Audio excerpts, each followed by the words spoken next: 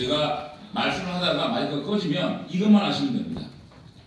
자유한국당은 권력주도형 이념예산에서 시장주도형 따뜻한 경제예산을 받고 있습니다. 세금주도형 가짜 일자리 예산을 기업주도형 진짜 일자리 예산으로 바꾸겠다. 저희가 2019년도 예산을 리모델링하지 않겠습니다. 신축하겠습니다. 8조 삭감해서 SOC, 교육, R&D, 맞춤형 복지, 저출산 문제 해소에 집중 투자하겠습니다. 요것만 하시면 제가 마이크 꺼져도 괜찮을 것 같습니다. 시작하겠습니다. 대한민국 경제가 백척간도에 오고 있습니다. 가슴이 뛰는 경제가 눈치 보는 경제로 바뀌고 있습니다. 심장이 뛰지 않습니다. 도대체 우리 경제의 심장이 뛰지 않습니다. 수출은 어떻습니까? 반도체 쏠림 수출로 반도체를 제외하고 1.8% 감소했습니다. 일자리 양은 어떻습니까? 30만 개 일자리를 만들어내는 일자리 부국이 5천 개 일자리 만들어내는 일자리 최빈국으로 전락했습니다. 일자리의 질은 어떻습니까? 정규직 3천 개 늘 때 비정규직 3만 6천 개가 늘었습니다. 비정규직이 전체 33%를 육박하고 있습니다. 한시적 근로자가 2.6% 증가하고 있습니다. 소득 양극화가 사상 최악의 길로 접어들고 있습니다. 그런데 이 정부는 비정규직을 정규직으로 만든다고 우기고 있습니다. 경제 성장은 어떻습니까? OECD가 3%가 2.7%로 추락하고 있고 IMF에서 8%를 예상하고 있습니다. 주가는 2천선이 붕괴되고 있습니다. 경제 심리 지수는 4.4% 하락했습니다. 빨간불, 온통 빨간불입니다. 이런 상황에 빠진데도 대통령은 한가롭게 태양광 발전 말씀하시고 계십니다. 평화가 경제라고 되뇌이고 있습니다. 아니죠. 경제가 평화죠. 이 나라가 어려워진 것이 대통령 책임인 것 같다고 합니다. 인 것 같은 게 아니라 대통령 책임입니다. 이제 시장이 다시 뛰게 해야 됩니다. 경제 주체의 심장을 다시 뛰게 해야 됩니다. 문재인 정부는 실패를 인정하고 경제정책 기조를 바꿔야 됩니다. 권력 주도형에서 시장 주도형으로 바꾸겠다는 시그널을 보내도 시장은 작동할 것입니다. 통계청장 바꾸지 않아도 단기 알바 일자리 만들지 않아도 시장이 정부를 신뢰할 때 통계는 바뀔 것입니다. 그러기 위해서는 2019년도 예산은 정부가 야당에게 져야 합니다. 청와대는 김동연 부총리 경질할 게 아니라 소득주도 폭망을 주도한 장하성 실장을 대학으로 돌려보내야 합니다. 경제는 이념이 아니고 경제 논리로 풀어야 됩니다. 문재인 대통령은 시장을 김정은 대한하면 시장이 다시 뛸 것입니다. 자유한국당은 2019년 정부 예산을 검증된 실패 예산, 5기의 세금 중독 예산으로 규정합니다. 자유한국당은 과감하게 매스를 내겠습니다. 단호하게 수술하겠습니다. 지금 수술하지 않으면 수술하기 힘든 중환자로가 될 것입니다. 7개 방향에서 삭감하겠습니다. 7개 방향 중에서 3가지만 소개하겠습니다. 세금주도 일자리, 통계 조작을 위한 알바 일자리 과감하게 삭감하겠습니다. 고용부에서 고용창출장려금, 청년추가 고용장려금 3,728억을 증액해서 총 1조를 편성해놨습니다. 고용창출장려금은 올해 43% 집행했습니다. 청년추가 고용장려금 36% 집행했습니다. 쓰지도 못한 예산을 일자리 예산이다 그리고 1조를 편성해놨습니다.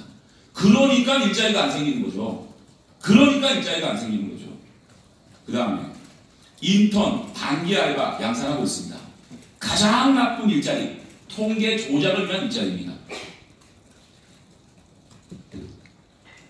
국토교통부가 도시재생 지원 사업으로 인턴 400명에게 단기 알바에 66억을 편성했습니다. 인천국제공항공사 동절기 운항시설 관리 지원 1028명 채용한다고 합니다. 한국도로공사는 급기야 고속도로 풀뽑기 알바를 971명 고용한다고 합니다. 한국철도공사는 기차역에서 짐 들어주는 대학생 100명을 채용한다. 1,500명 채용한다고 합니다. 산기부는 석박사 해외 연수 단기 연수에 148억 책정했습니다.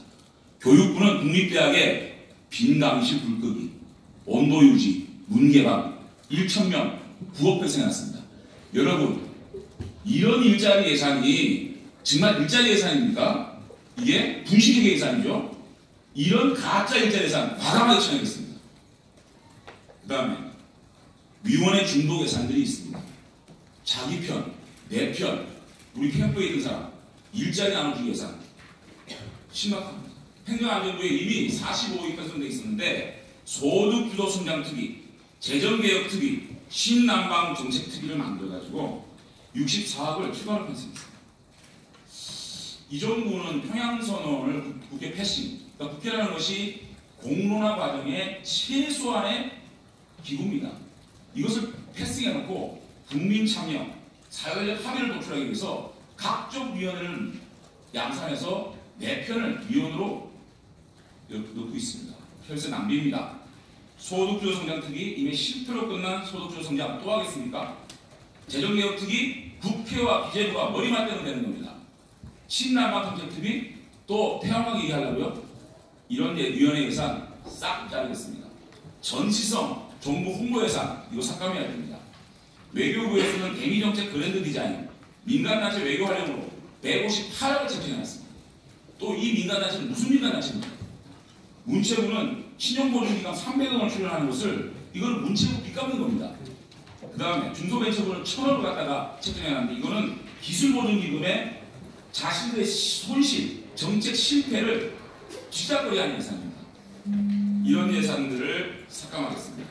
그리고 한 가지 더 말씀드리겠습니다. 팩페이의 팩자로 얘기가 나오고 있지 않는데 남북협력기금, 남북협력기금 민생협력 지원 2,200억 증액했습니다. 남북협력기금 경제기반 유무상 지원 1,609억 증액했습니다. 이 중에 철도 SOC 설계 명목으로 2,951억 만들어냈습니다. 도대체 이 정권은 팩페이의 팩자로 팩페이의 로드맵도 안 나오는데 이렇게 거의 5천억을 북한에 무상도 주게 합니다. 이런 예산 가만 보고 있어야 됩니까? 이런 것들을 저희들이 삭감하겠습니다. 그래서 SOC 얘기만 조금 하겠습니다. 대한민국 SOC가 뭐 많다고요? 도로 연장은 한국이 10만입니다. 10만 킬로입니다. 일본은 120만이고 영국은 41만입니다. 국토 개수당 도로 보급률이 한국은 30입니다. 1.49고요. 예. 그래서 얘기가 끝날 것 같아서 어쨌든 저희들은 정부 주도형 경제를 세금 주도형 일자리, 시장 주도형, 기업 주도형으로 만들겠습니다. SOC 2조 이상 확대하겠습니다. 맞춤형 복지 확대하겠습니다. R&D 허브입니다. 이 정부가 1몰이 8천억 됩니다. 그런데 순정을 2조 7천억 하게 됩니다. 예. 마이너스 1,000억입니다. 이거 확대하겠습니다. 그리고 4차 혁명 시대를 위해서 벤처 확대하겠습니다. 그리고 저출산 문제 극복을 위해서 우리 임산부 크레딧 제도를 활용하겠습니다. 이렇게 해서 대한민국의 정책 기조를 바꾸는 원년으로 만들고 정부 주도, 권력 주도 일자리를 시장 주도 일자리로 만들어내겠습니다. 예, 고맙습니다. 한 말씀만 드릴게요. 시간 다 됐습니다. 아니 야당은 할 말이 많습니다. 문재인 정부는 진정한 함께 잘 사는 나라가 어떤 나라인지 생각해 주시기 바랍니다. 알겠습니다. 감사합니다. 자, 그러면